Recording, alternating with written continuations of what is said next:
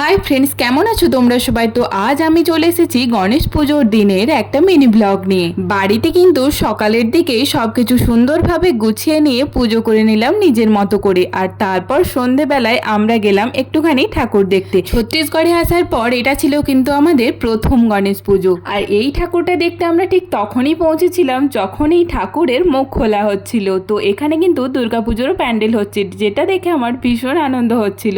এই ঠাকুরটাই কিন্তু আমরা খুব ভালোভাবে দর্শন করতে পেরেছি, তাই আমরা এখানে বেশ কিছুক্ষণ দাঁড়িয়ে কিন্তু পুজো দেখছিলাম। ঠাকুর, প্যান্ডেল, সাথে লাইটিং আর ডেকোরেশন সবকিছু মিলিয়ে কিন্তু এই ঠাকুরটা আমার ভীষণ ভালো লেগেছে। এখানে কিন্তু গণেশ পুজো বেশ রাত্রি করেই হয়, তাই বাকি অনেক ঠাকুরই আমরা দেখলাম মুখগুলো কিন্তু তখনও পর্যন্ত ওপেন করা হয়নি, মানে পেপার দিয়ে এভাবেই মোড়ানো ছিল। তো রাস্তায় যেতে যেতে আরো একটা ঠাকুরের দর্শন পেয়ে গেলাম। তারপর আমরা চলে গেলাম একটা মেলা দেখতে। তো সেখানে গিয়েই মাম্মা কিন্তু শুরু করে দিয়েছে লাফানো ঝাপানো।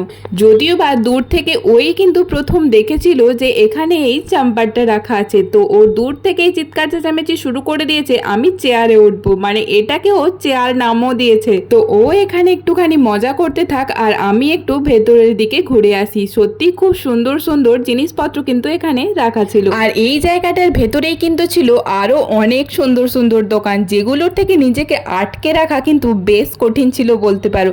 তো আমিও কিছু টুকটাক কেনাকাটা করার পর কিন্তু বাড়ির দিকে রওনা দিলাম। তো চলো আজকের মিনি ব্লগটা এখানেই শেষ করছি। তো ভালো লাগলে তোমরা চ্যানেলটা অবশ্যই সাবস্ক্রাইব করে দিও। Bye bye.